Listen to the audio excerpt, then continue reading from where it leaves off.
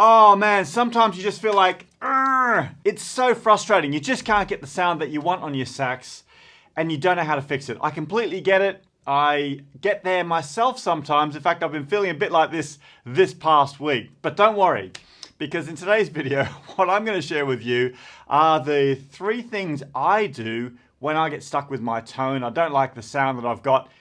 And these are the 3 things that I use to fix my sound and get me back on track. Oh, and I've got a secret 4th tip for you as well, if you stick around to the end. That really helps me on whatever saxophone I'm playing. That really helps me to get back on track with my playing. It also helps my students. So whatever level you're at, I think this will be useful for you. Lots to talk about today. Let's get stuck in.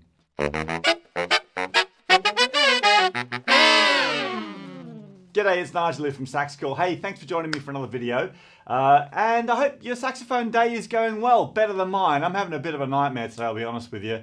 If it's your first time here though, great to see you, welcome. And don't forget to give us a like and a subscribe and all that sort of stuff. Helps me to know that you're enjoying these sorts of videos.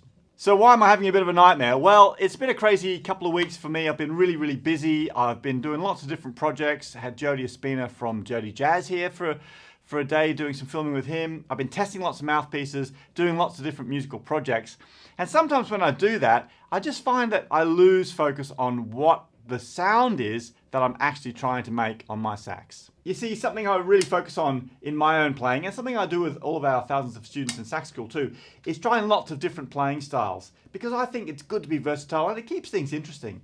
But sometimes when you're doing lots of different things, for me, I can lose the idea of the sound that I'm going for, and kind of that's what I'm talking about today in this video. Because when you get to that point where you pick up your sax and you play something and it just doesn't feel right, it's like, oh, it's so disappointing. Or you listen back to a recording and you think, it's just not there. It's hard to get yourself motivated. So it's really important you've got a strategy to get around that, because the most important thing is that you keep practicing, keep moving forward, and keep loving the sound that's coming out of this wonderful instrument that you're playing. Now, some of the resources I'm going to talk about today, you can get from our Sax School locker. It's entirely free. There's no catch with it, really. That's just a place where I keep all of the free stuff for you guys. So you can register for it down below or go to the courses page of Sax School. And of course, if you want to go the next step, you can also grab the 14-day trial for Sax School, which is free. That'll get you the locker plus about 1,000 other things that'll help you with this process too. Okay, so what's the first step? Well, for me, always, the very first step is to go and find a track, an artist and a song that first inspired you. This is a massively inspirational song for you that maybe first got you interested in this particular style of playing, or interested in saxophone in general. So something that really connects with you. Something that when you put it on, it gives you that feeling in here and makes your hair stand up and reminds you of how excited you were about playing saxophone. It's got to be that powerful. Now, I'm always looking for inspiration from an artist that's relevant to the style that I'm working on at the moment, because we do lots of different things in Sax School. At the moment in Sax School, it's pop. We're focusing on pop music. It's Pop Sax Month.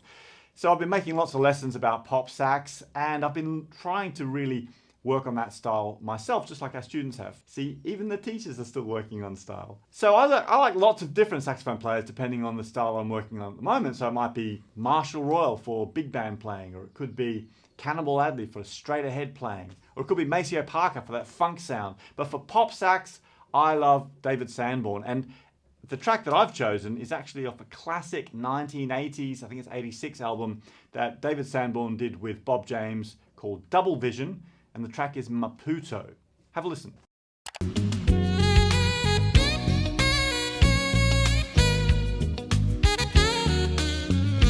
Oh, this is a classic track. So there you go, I've found a track. It really inspires me because that's the sound that I always think of when I'm looking for the perfect pop sax sound. The second step now is to take one little phrase from this track, because we're not going to waste a lot of time here and say we've grown in the whole song. No, what we're going to do, we're looking for fast inspiration. So what we're going to do is just look at one phrase. It could be one bar, it could be one section of the melody, it could be one section from the solo, it could be 2 notes.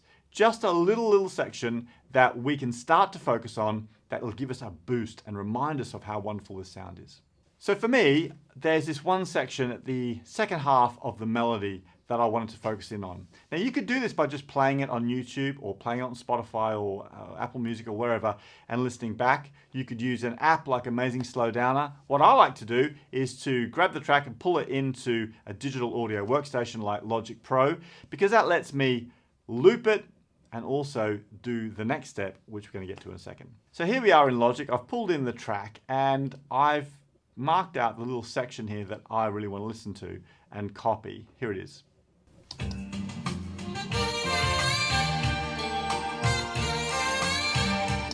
Okay, so now that it's in my digital audio workstation, I can start to transcribe it by looking at just a few notes at a time and start to work out the notes.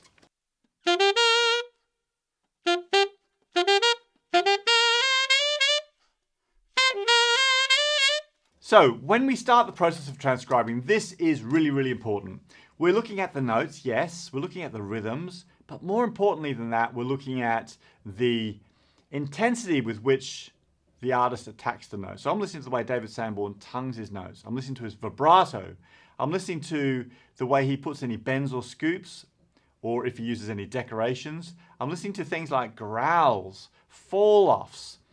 All of these things help to give the sound its style. And the purpose of this little exercise is to try and internalize that. So let's go quickly through and have a listen and see if we can identify some of the things that are going on with David Sanborn's playing here.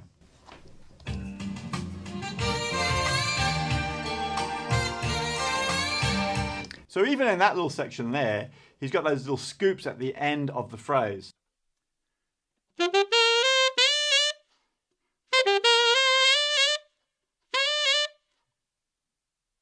Those little ba-ba at the end of the phrases are really, really important, and they add loads of character to it. What happens after that?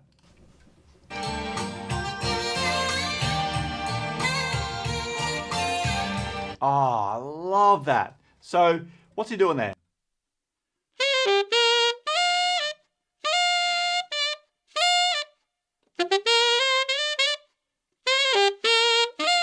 So when he hits back up on that high D, he's got that he's got a growl in there. And David Sanborn does this thing where he like lowers his bottom jaw and he really overblows the sax and it gets that growly sound. You could do it by engaging your voice as well, but putting that little growl on that D just brings it to life. Okay, what happens next?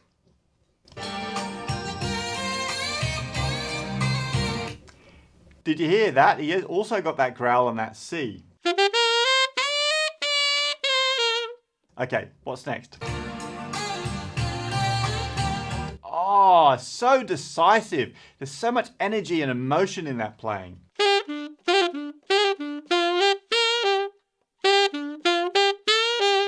So do you notice he's not just going da da da da, he's going da da da da. His diaphragm's engaged, he's tonguing it hard, and it's got a real, I don't know, assertiveness to it. What's next? Ah, big scoop there, that was great.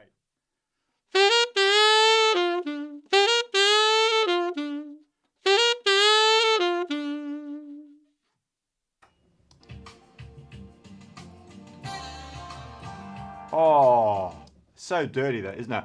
Boo-da, doo-doo-doo-doo.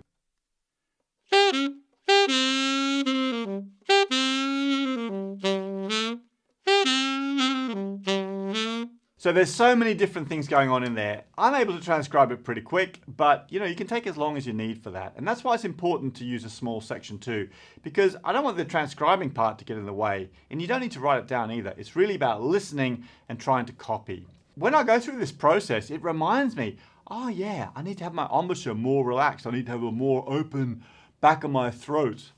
I maybe need to rethink the mouthpiece I'm using. I'm using a Jody Jazz Jet for this exercise, whereas I've been playing on like the Custom Dark or the HR Star. This is a brighter mouthpiece that's more in line with this style. So all of these things, as I'm thinking them through, are leading me to making better decisions about my playing, and that in turn is keeping me more inspired. Okay, step 3. So the third step in the process is to really then take the important step of recording yourself playing that little segment, that little phrase, along with the original recording. If you've got the ability to do this using GarageBand or Logic Pro like I'm using, or even just recording it on your phone and then listening back and comparing it to the original recording. Any of those options will help. What I like to do though is to do it in Logic Pro, so I can actually record myself directly alongside the original track, David Sanborn, and then I can compare and see how it sounds. So let's have a go at that.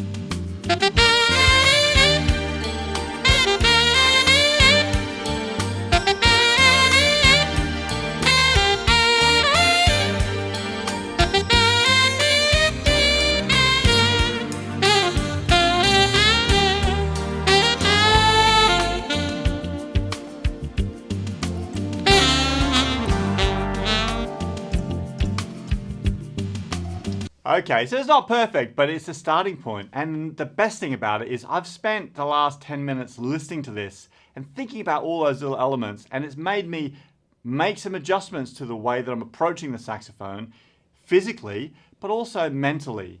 And I'm trying to get that sound, to capture that sound in my playing, and that's really inspiring to me. So just to recap, we found a track that really inspired us. We chose a little section out of it, and then we learned it. We transcribed it orally using our ears, but more importantly looked at all the little details, and we recorded ourselves playing along with that to try and really capture that sound, all the essence of that style in our playing. But the really important final step in this process is actually imagining that sound every single time we put our saxophone in our mouth. So every time you put your saxophone in your mouth now, I want you to imagine that sound, for me it's the David Sanborn sound. Imagine that sound in your head as you put the saxophone in your mouth and you start blowing. And I want you to, conjure that sound as you're playing. This is a really important step. It sounds kind of airy-fairy, but what happens when you go through this process is you will make loads of small adjustments internally that will help you to start to cultivate that sound in your own playing.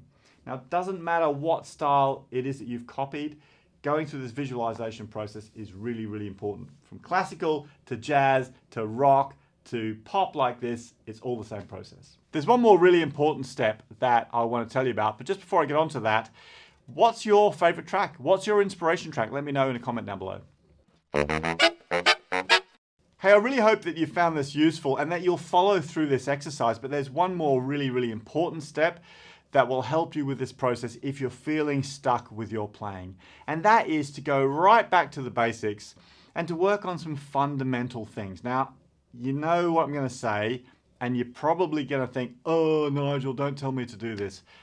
But trust me, it's super important, right? You need to go back and revisit your long tones or slow melodies or working with your tuner and working on things like overtones even. So there's a bunch of exercises. In Sax School, we've got tons of things that helps our students to work on this. Some great long tone workouts, some 5-minute workouts that are really, really good fun.